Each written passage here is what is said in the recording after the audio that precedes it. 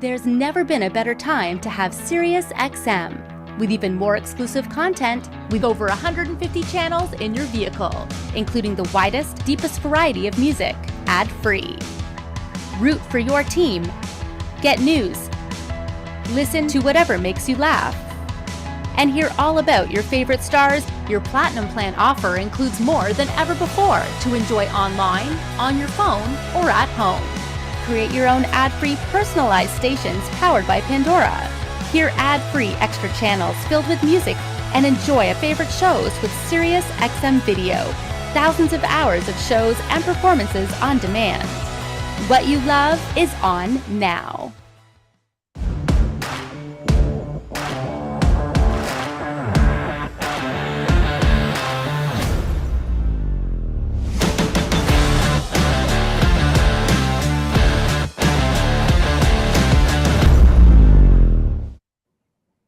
So for car audio enthusiasts, the term DSP actually has quite a few meanings. For some, it's a means to controlling your environment and adjusting the sound in our environment like car to make it sound better. For others, they might refer to it as a simple black box that helps you connect sound and get control over the sound system in a given vehicle. Well, today we're going to go deeper on what the meaning of DSP is and how it applies to different processes within the recording of the music itself and different technologies and applications that DSP is used in. It's going to be a different one, but it's certainly one you don't want to miss.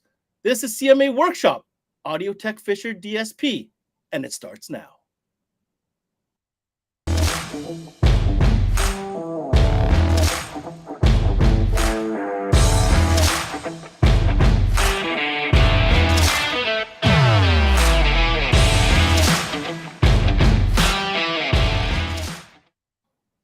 Hey, welcome everybody to another CMA workshop presented by SiriusXM. I'm your host, Ben Wu. Now, as I said at the top, this one's going to be a little bit of a different one because we've spent all month showing you guys one brand at a time. You know, what is DSP? How does it work? What is the interface? Walked you through different software renditions and maybe even some tuning tricks. Well, today I think we're going to have a deeper dive and bring in some real experts in the professional field of sound and give you guys a better scope as to the significance of DSP and how it applies to car audio. And to help connect the dots, well, we're going to bring in our good friends from MSC. Let's start first with their president, Mr. Larry Penn. And at the same time, we're going to, of course, bring in the DSP cowboy himself, Mr. Chris Van Rye. What's going on, guys? Larry. Morning, Ben. Chris, how are you? I'm wonderful. I'm just wondering why the cowboy isn't wearing his hat. I'm a little disappointed. I'm not going to lie. I thought we talked about this, but anyhow, we're happy to have you guys on the show. You still haven't given me my DSP cowboy title down here yet. So. Oh, now you're asking for it. Now I'm going to get you a stamp. Game over now. All right. Yeah, brand. It's got to be a brand. It's be like a beef brand. You know what I mean? You're in Alberta. Okay, so let's get to it. This one's going to be a different one. When we first started discussing and planning for this show, I'm not going to lie. You know, we're going through DSP sessions. We're giving the dealers that information, which is important. You know, software and hardware and system setups and how to integrate and all these kind of things. And when this kind of concept came about, Larry, I'm not going to lie, you had my ears like really perked because what is DSP? You know, so many people who are in the industry in car audio may not have experience with DSP outside of the car realm. So this is going to be a little bit different approach. I'd like you to share with us a little bit on your thoughts on putting the show together. Yeah, I figured, DSP to many is a means to an end of getting into the OEM systems in today's new cars and getting sound out of it. And we're going to try and separate those two into what DSP actually is. And this goes way back for me because, as I've said in previous episodes, my background started when I was a young kid with my dad building Heathkit and Hafler amplifiers on the kitchen table. And then rolling into home audio, I was a sales and a system specialist in home audio. And the first real commercially available device for home audio was built by Yamaha, separate outboard processor. And you and I had that discussion yesterday. And that really tweaked my interest. Not saying it was all good, but it tweaked my interest into what DSP could be used for and what it could do for sound overall, and more specifically in the car, because that was my domain. And I was the first in Canada to play with the Clarion ADCS1, which was a suitcase-sized DSP processor with hot swappable 2-channel DSP cards in there, and played around with that. And specialized computer to set it all up. And when I got that in the car, I meant, man, this solves a lot of the problems that we just can't take away and change like we do in the home audio world. So being somebody that wants to have our dealers understand the roots of what we're doing and why we're doing it and what is DSP, we thought we'd bring in some heavy hitters that relate to, as we always talk about, the recording, number one, and number two, the live performance, and how DSP is applied to that. So we have a couple of very special guests that are going to join us to talk about that. Very, very exciting, Chris. It's not a secret. DSP plays such a critical role in every day, especially for the modern, car audio shop, because we're dealing with a hostile environment when it comes to audio, and that is inside a vehicle. It's not a happy place for sound. We know this, but we've come a long way. So what are we going to achieve today with having these specialists speak to us and help us connect the dots? It's exactly that. It's connecting the dots. Is this little black box that we're using in these cars, that we're using for a variety of different things. We need to understand that this isn't just a little black box that's been invented for car audio. This is used in every aspect of audio design, from action to live performance, all the way back into the studio. When engineers are in there working their magic, they are looking at phasing and frequency response and levels and matching all of these instruments together, put this piece of art in front of you. And if we're not going back at it from the other side and doing our part to make sure the environment is able to reproduce what they're trying to accomplish and what they're trying to deliver to us as a message, then we're missing out on half of what's there. So we really wanted to kind of talk about how this is not just us, but in every aspect of every piece of audio that you ever listen to, DSP has been involved in creating that and delivering it and packaging it and all of that kind of stuff. So we really want to put that into perspective and give some insight as to how this whole thing comes together. Well, speaking of insight, Larry, why don't you break down for us the type of guests that we have on and what we want to accomplish over the course of the next hour here? So we're going to start with a very well-known person in our industry, in the music industry, and that's Mr. David Chesky. David is a composer, a musician, an audio technologist. I'm not going to steal all of his thunder because man is very accomplished, and I've been listening to Chesky recordings from Chesky Records for many, many years, and David is the leader of that camp. So we're pretty excited to have him on and talk about the recording process. And he's got a new recording system called the Audiophile Society that he's going to talk about, and heavily implementing DSP in the recording process. And then from an old client of mine many, many moons ago in Calgary is the company PK Sound. Jeremy Bridge, who was kind of the founder of that company. They do some incredible things in speaker design. And well, I'm not going to steal any thunder because they've got a wonderful presentation. But Jeremy was an old SPL competitor back in the day, and I sold him a lot of gear. And he's now been part of building a super successful sound reinforcement company. And we have Daryl Ross on, who is their application specialist, to talk about PK Sound technology and using DSP in their construction to make everything happen. So that's who we got going on, and we're pretty excited.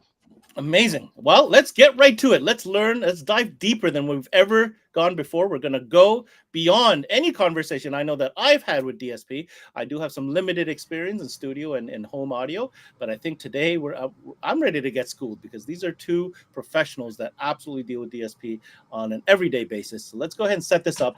Let's go ahead and bring in our very first guest, which of course is Mr. David Chesky. How are you? This is a composer, musician, and audio technologist for something called the Audiophile Society. David, welcome to the show.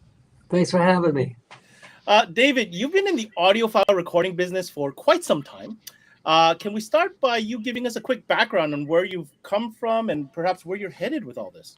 Okay, quick background. I'm a musician, composer. I started as an orchestrator and conductor, and I used to conduct and write for movies and televisions in America. And you know what? I got very interested in sound because I would be on a podium conducting the orchestra, then I'd go back and listen. And you know what?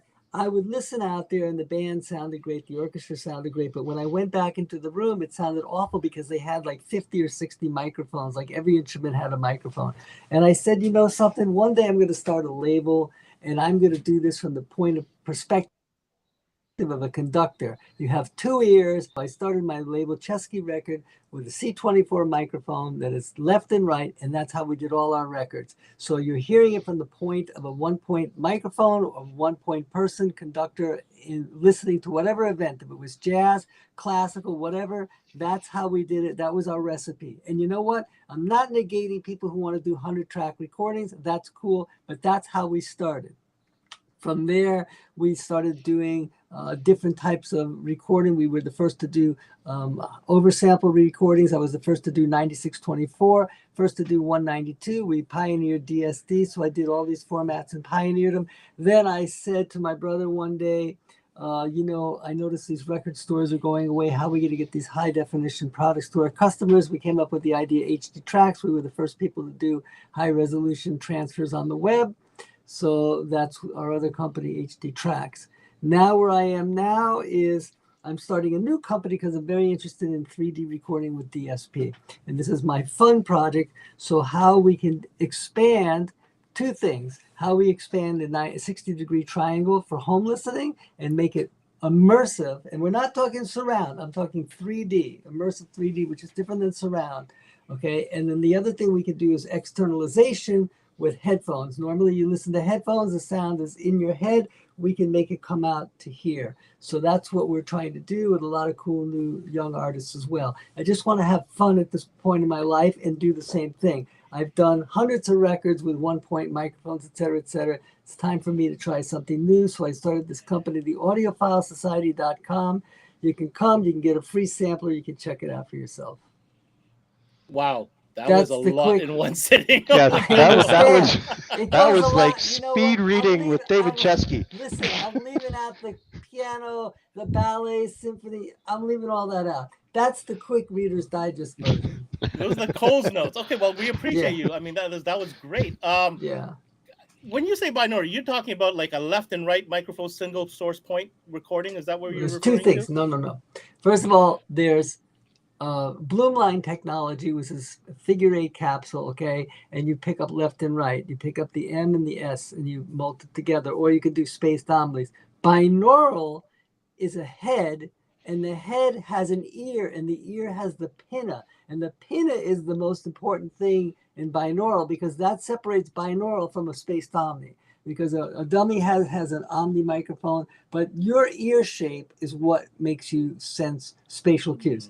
You know what? No two people have the same fingerprint. No two people have the same pinna. Everybody's pinna is different. This is why it's really hard. And this is why you're going to need DSP in the future to really decode 3D audio because you're going to record it for this dummy head and your pinna is different. Your pinna, so you're going to take a picture and the computer's going to say via DSP, yo, here's Ben's, here's this guy's pinna, and it's tailored for you.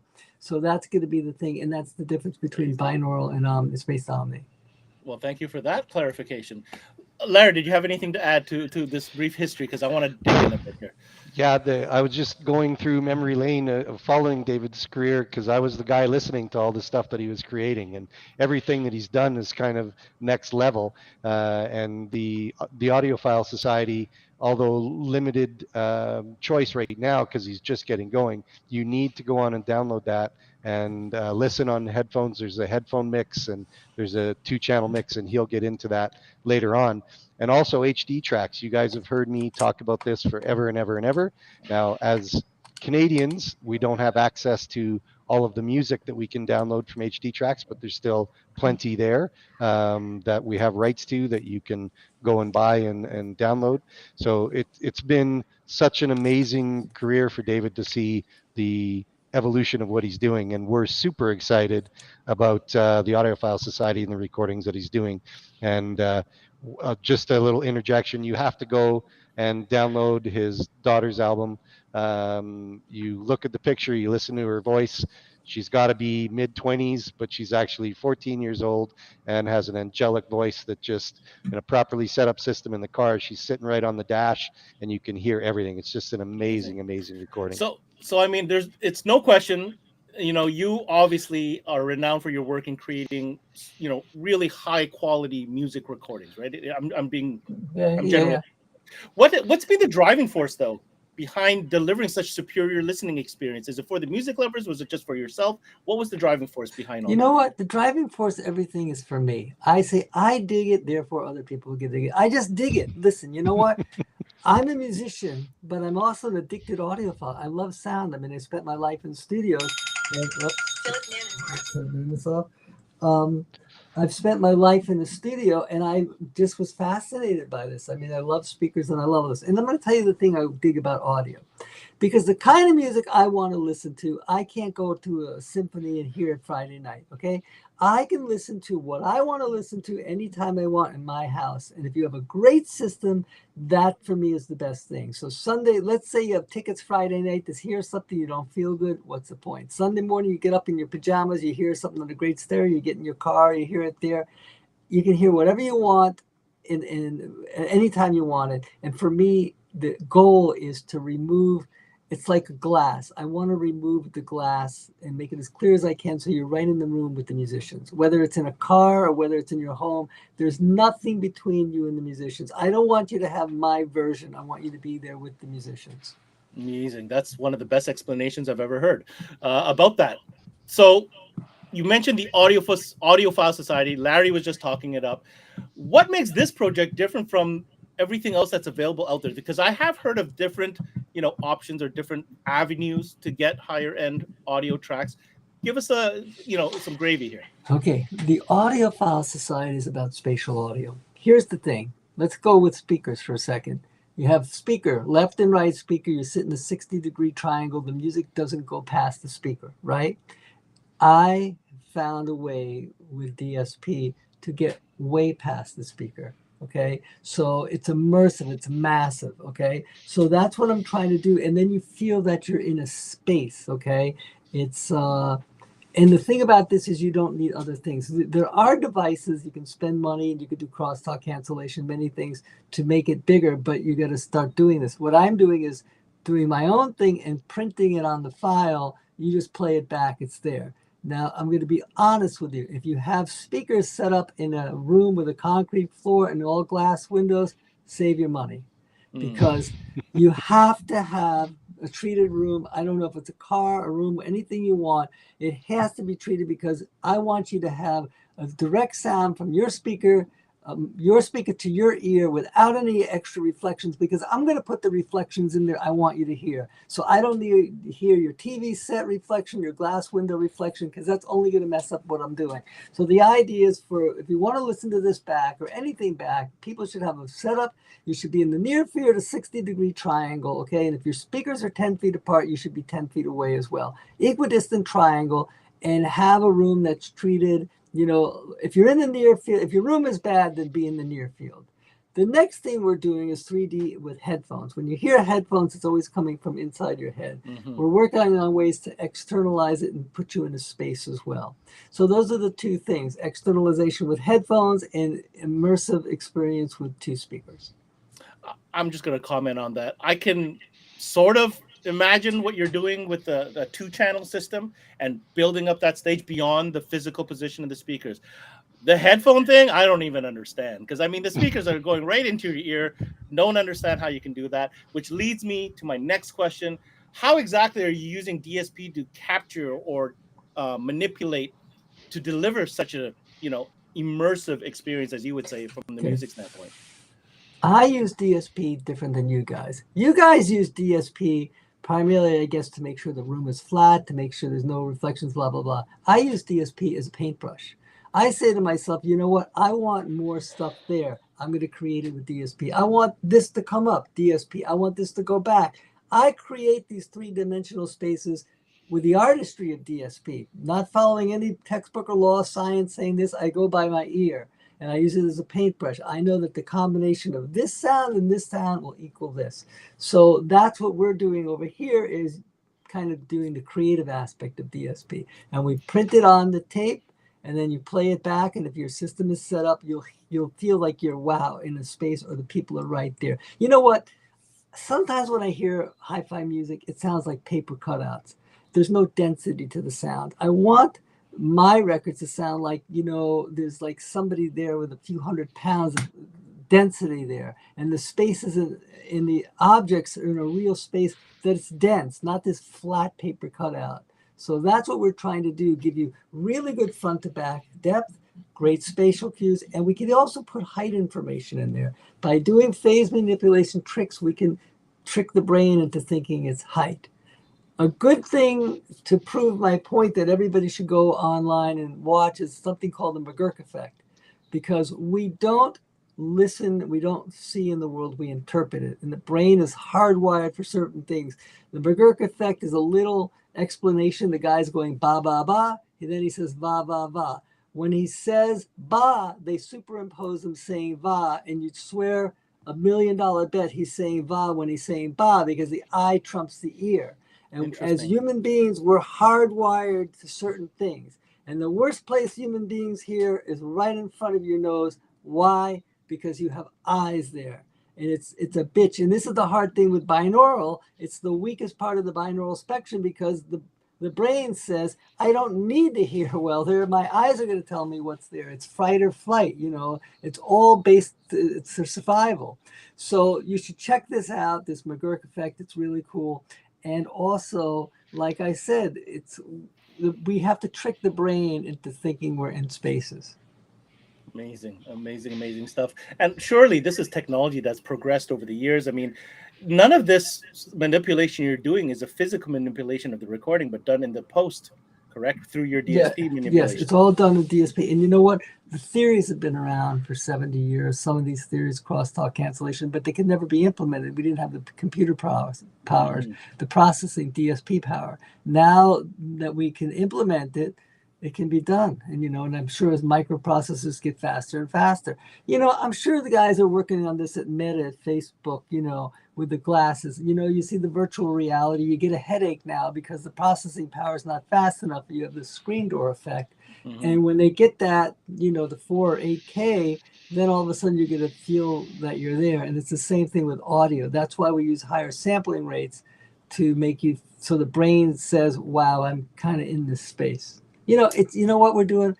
It's magic, Las Vegas magic. Because you know what? You're in a car, you're hearing two speakers. You're in your home, you're hearing two speakers. There's no musicians there, but we want to create the illusion that you're in a space. It's all illusion, magic, okay? And it's entertainment. And the idea is, what is the best magic trick we can create for the consumer?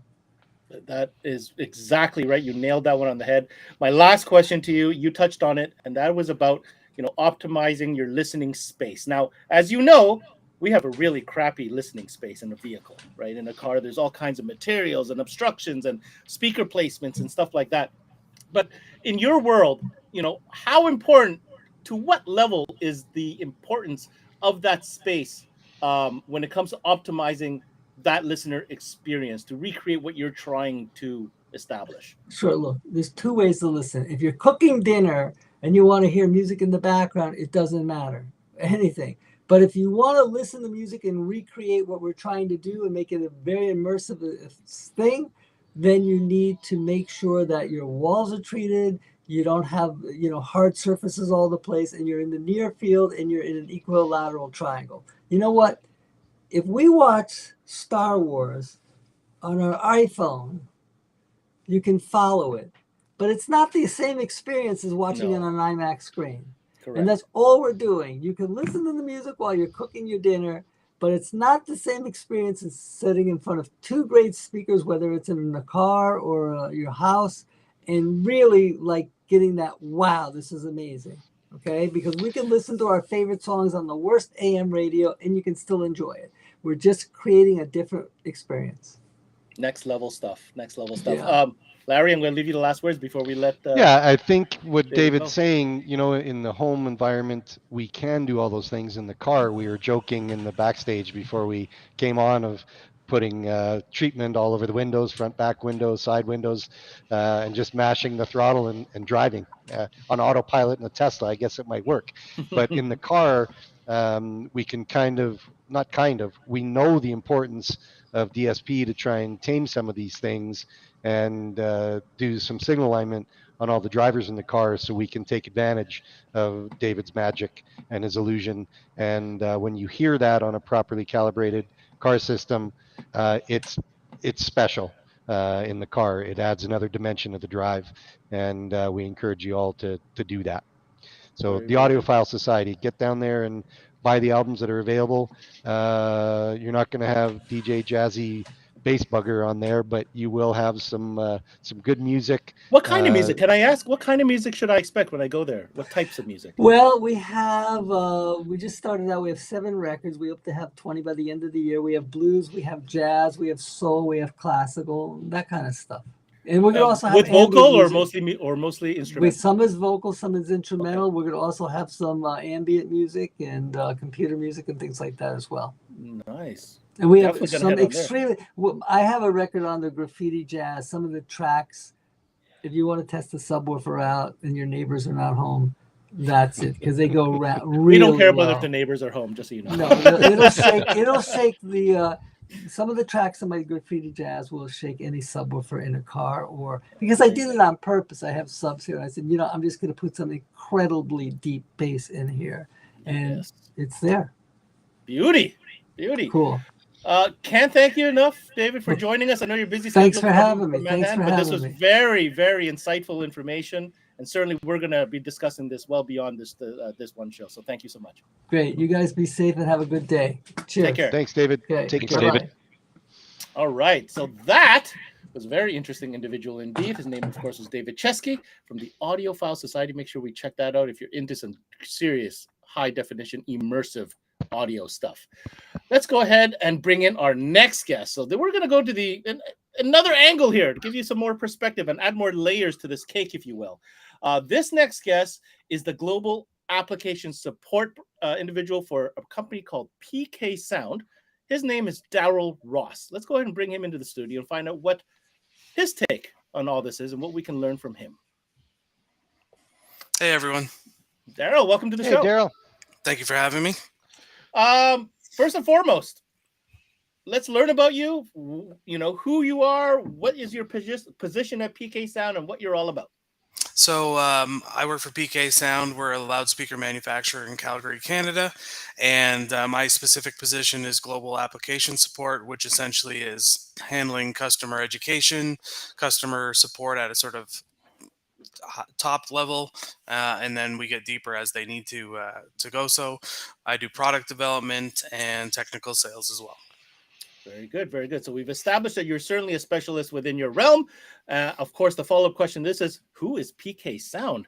And I think with that, we have a presentation that will better illustrate that story right there. So let's go ahead and pull up this presentation so that Daryl can tell us all about who PK Sound is.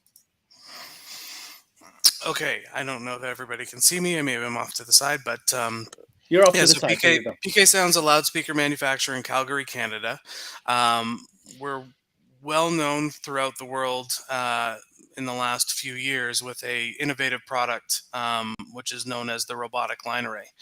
So in the concert industry, the live performance industry, these arrays of loudspeakers help have even SPL and frequency response over distance. So if you can imagine you're in a venue and you're either at the front or the back, we want the listening experience to be exactly the same.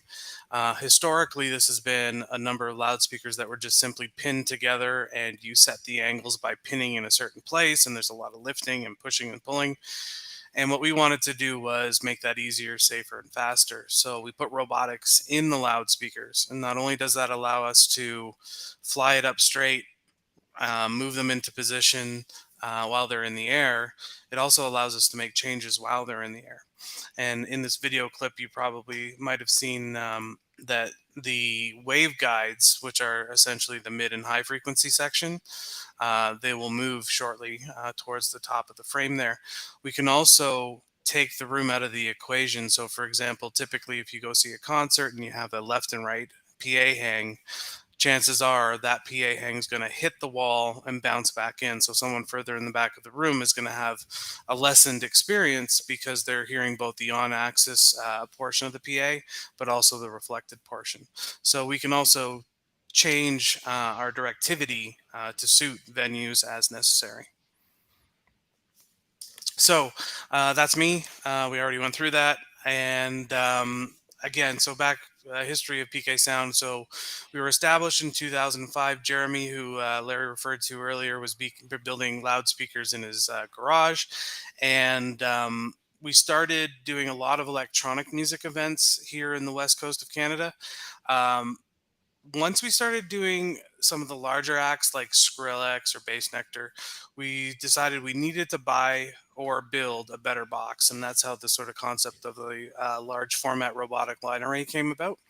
And now, we're doing anything from Hamilton the musical to country music to metal music. And our customer base is growing quite rapidly because we offer a piece of technology that no one else has. So, follow-up questions with regards to DSP. So where do we use DSP? Well, there's two sort of sides of the experience, and my job is to help on both sides. First, as a loudspeaker manufacturer, you need DSP in the design and manufacturing of the product process because it needs to sound right and it needs to sound good. But more importantly, it needs to be repeatable and consistent. And that same sort of concept passes over to the live event side after we've sold the products. We need our customers to be able to deploy the product so it sounds right and it sounds good, and it needs to be easy and fast, and how to use the DSP to your advantage when you get on site. On the design and manufacturing side, DSP is incredibly important. So here's an example of one of our large format loudspeakers, and it's a full range cabinet where it plays from basically 70 hertz to 20 kilohertz, and it uses 4 different sets of drivers to do so. So you can see here the low frequency drivers play from 70 to 250, mid frequency from 250 to 700. The high frequency section plays from 700 to 7K, and the VHF section would play from 7K and up. And we absolutely need DSP to obviously control the crossover of these products when they speak together, and also ensure that they're time aligned so that all the sound is hitting you at the exact same point in time. We're somewhat unique in the industry. There's a few manufacturers like us that include the DSP and amplification in the product.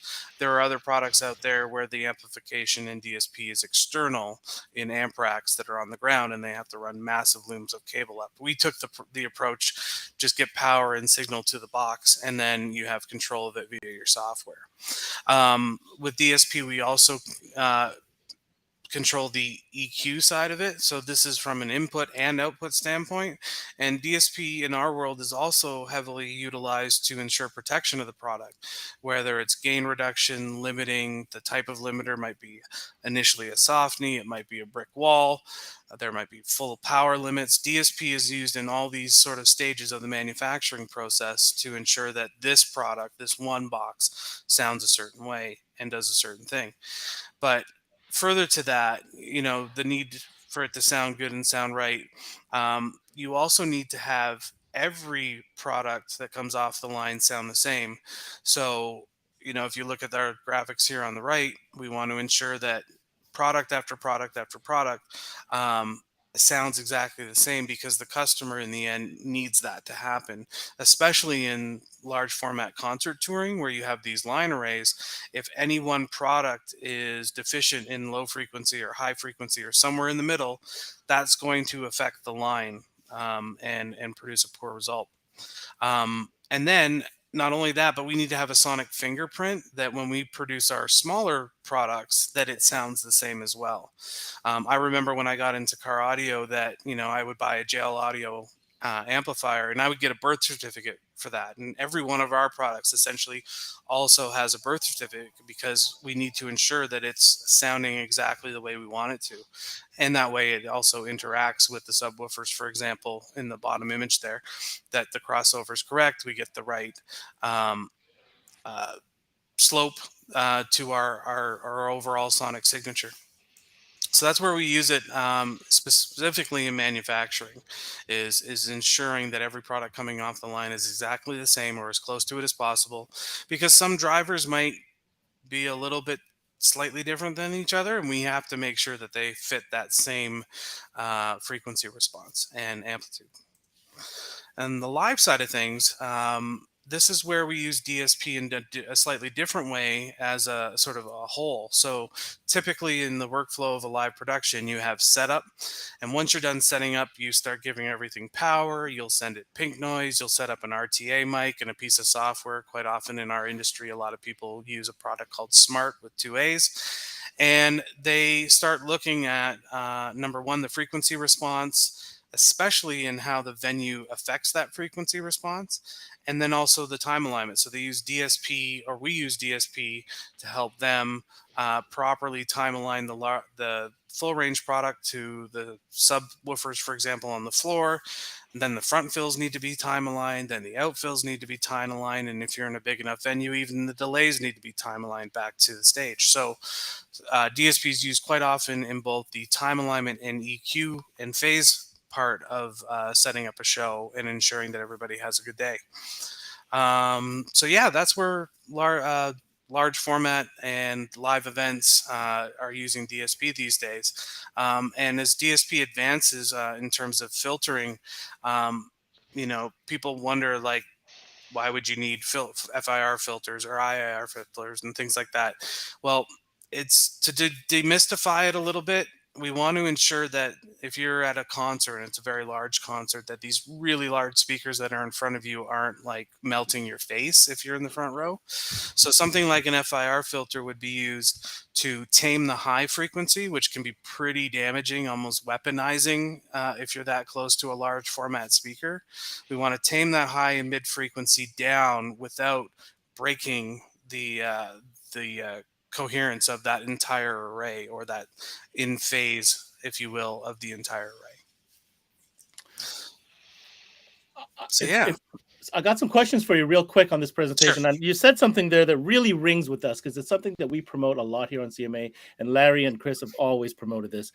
And in your manufacturing side of things, by the use of the DSP to guarantee results in repeatability and predictability.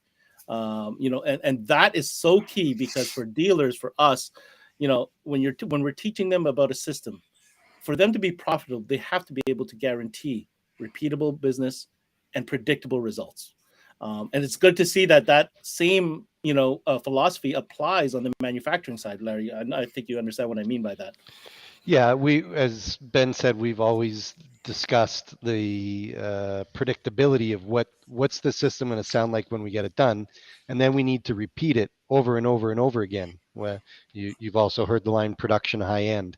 So although we're building one-off systems, we have that signature sound. In this case, in our proof of concept retail store, it's the mobile solution sound, and we educate our dealers to have that sonic signature for them as well. And Daryl hit the nail on the head, that not only does it have to sound good and sound right, repeatably and predictably, but it's got to be fast and easy. Because although I'm not from the pro audio world and Daryl's not from our world, the same systems apply. Time is money.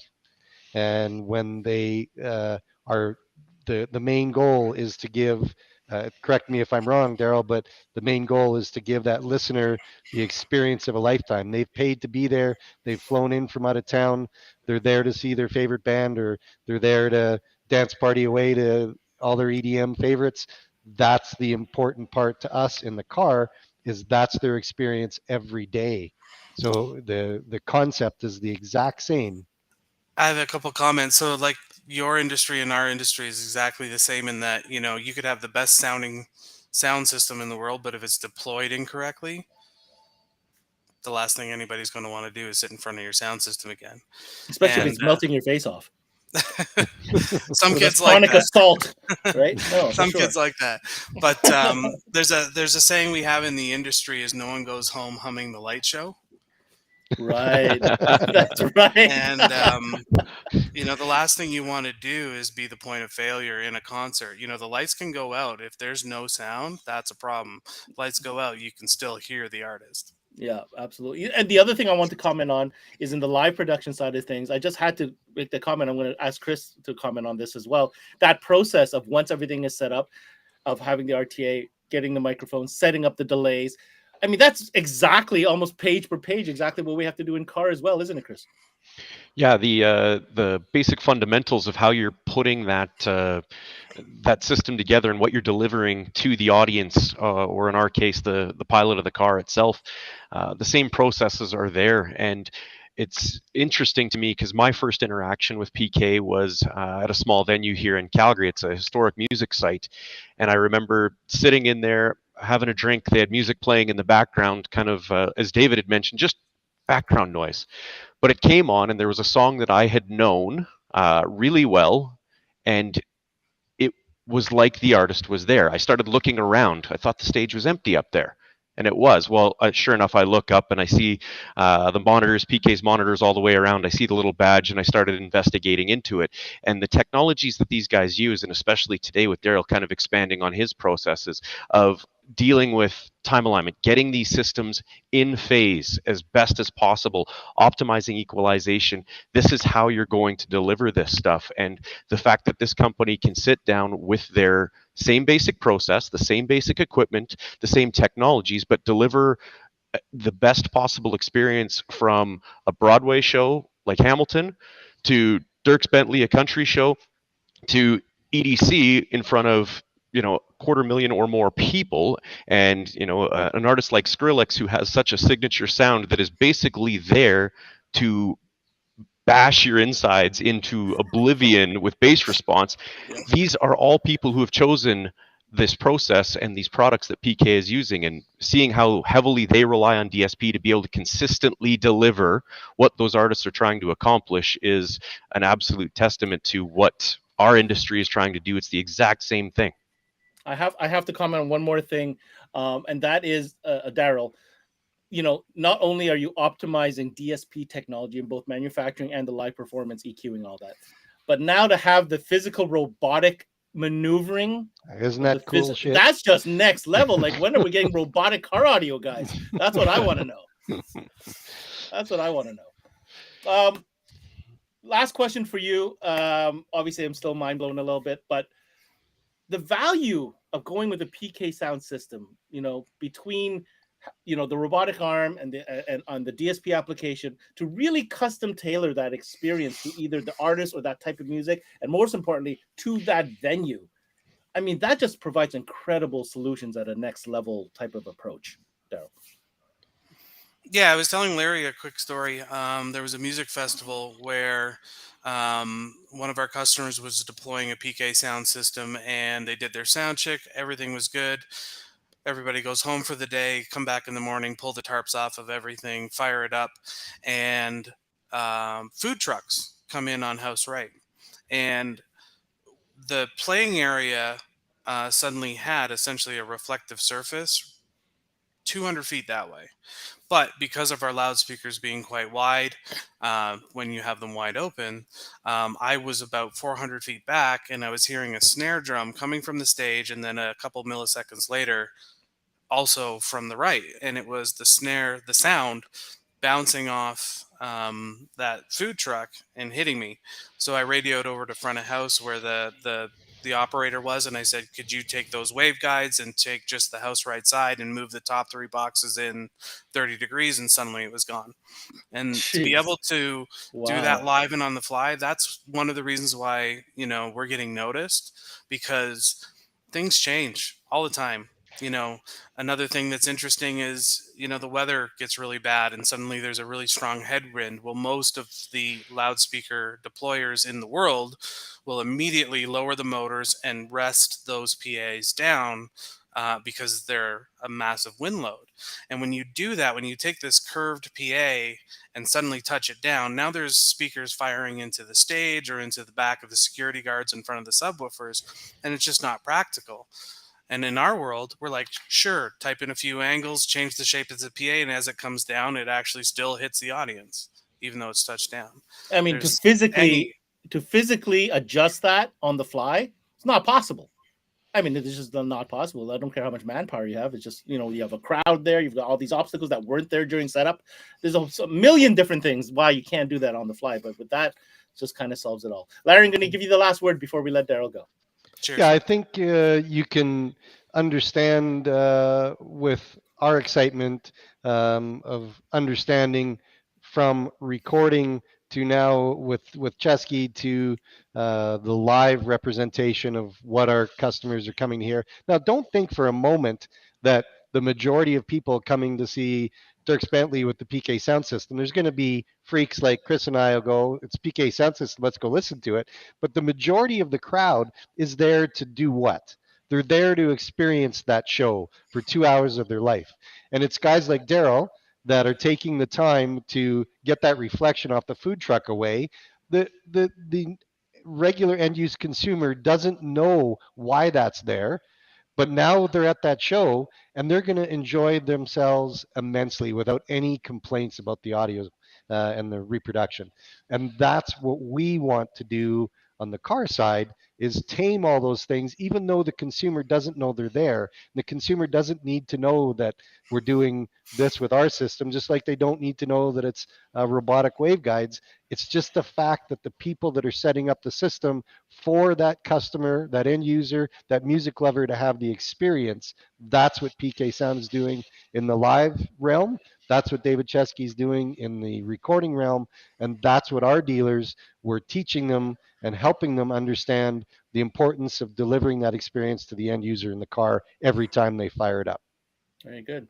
Daryl, I want to thank you on behalf of all of us here for taking the time today. Great presentation and super cool stuff. I really hope one day I get to experience a PK Sound driven concert. Cheers. Thank you very much for having me. Daryl, thank you very much, Take dude. care. Appreciate your Cheers. time. Bye-bye. Bye-bye. All right, we're going to go ahead and take a second. I'm going to reflect on everything I learned here. I'm going to bring back Larry and Chris one more time to kind of close this discussion out, because this was being a very insightful workshop in a different way. No, we didn't show you any screen shares on how to set up your DSP. No, we didn't tell you, build your system and equalize and set channel settings and crossovers. What we did do on this one, though, is we gave you some insight as to how DSP is used outside of just our industry so that you can get a broader understanding of what it means to us in the car audio world. Let's go ahead and bring Chris and Larry back and finalize this discussion. Chris, I'll start with you. What was your biggest takeaway from these two guests that you hope dealers understood today? Well, I mean, both guys brought something incredibly unique.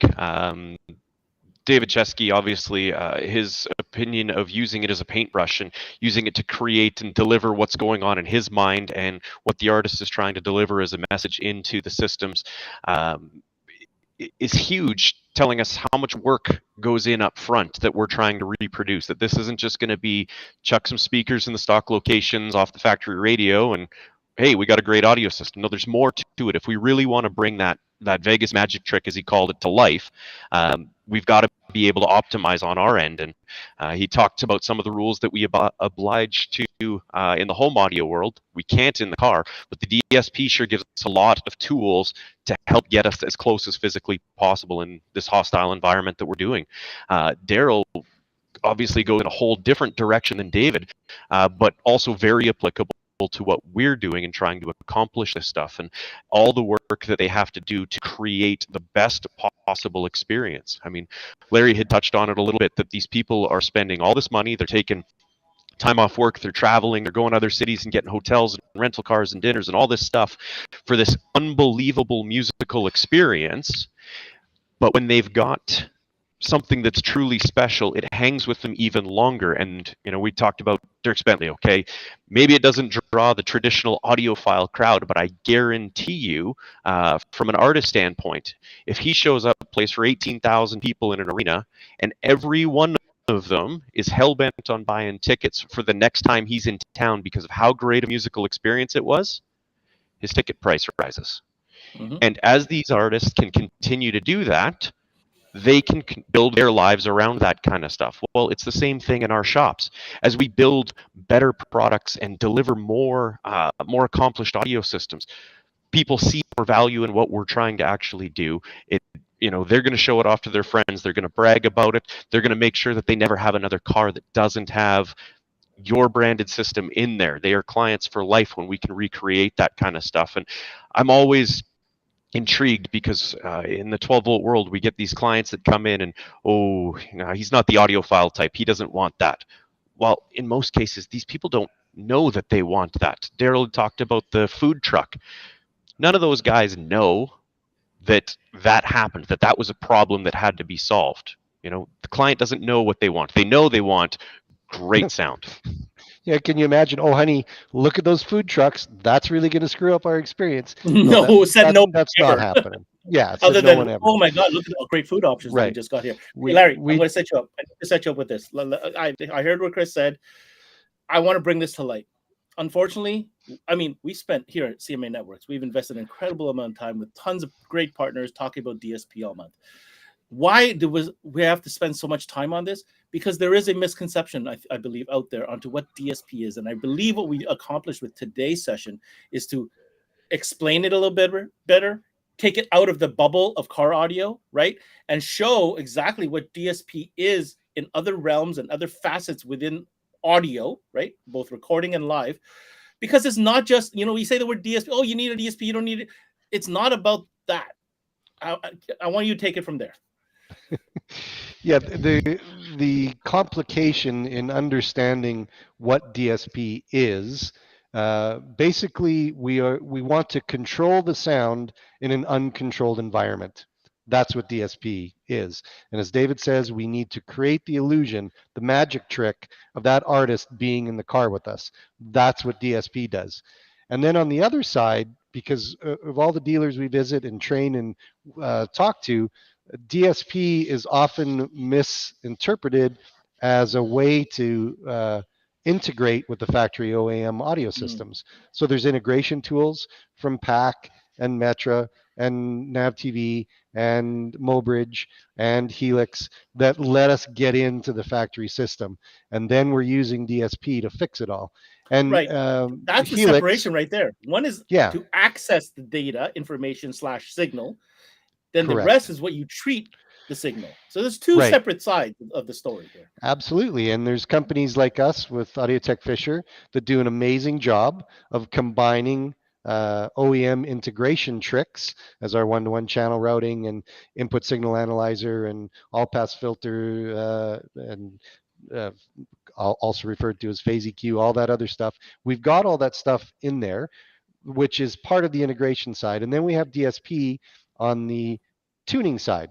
And that is allowing us to do exactly the same thing that Daryl does when they go set up a show at a new venue to make sure that band sounds the same no matter whether they're playing in Vancouver, Toronto, Miami. It's their signature sound. And we need to have all of our dealers understand, as Chris mentioned, and probably that's the biggest takeaway for me all day, is exactly what Chris said. As those artists get better and better and put on more involving live performances, guess what? They get to charge more.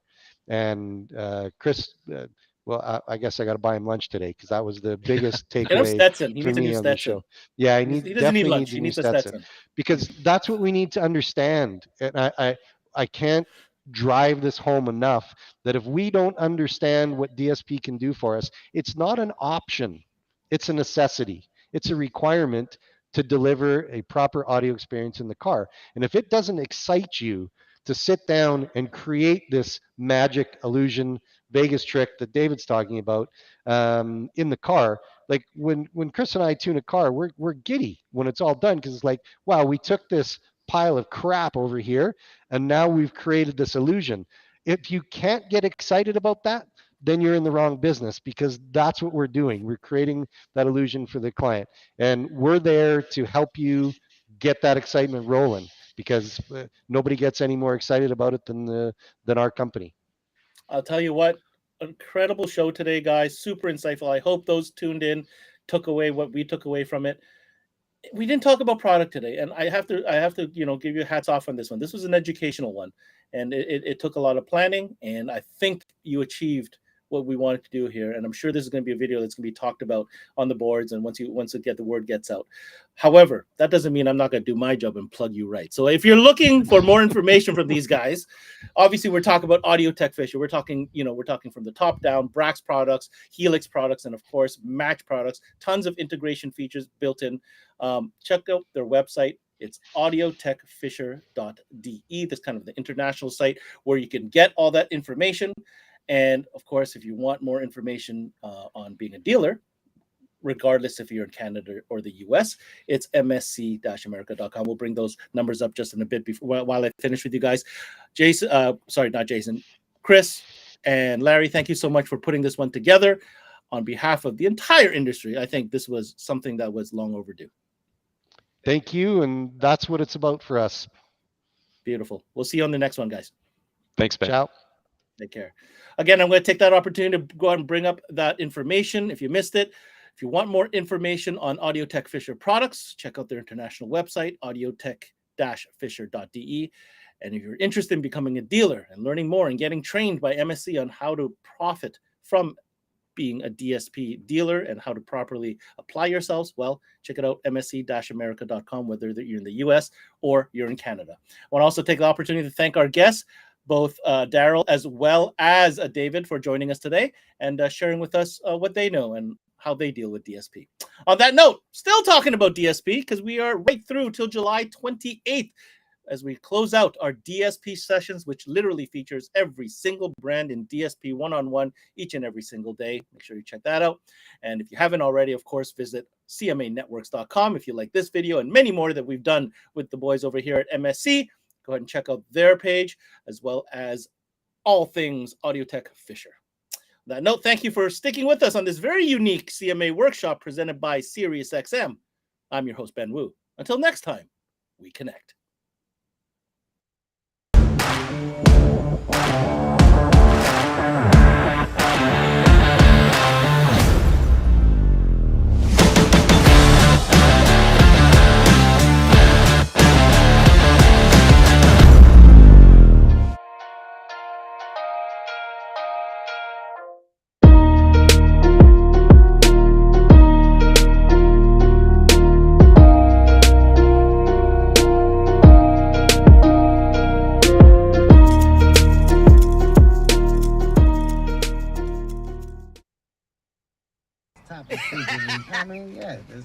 Stop it.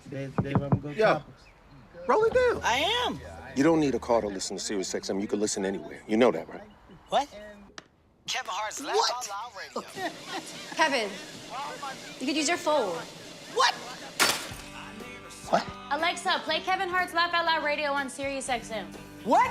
This is how I know you're getting old. I guess that was it. What?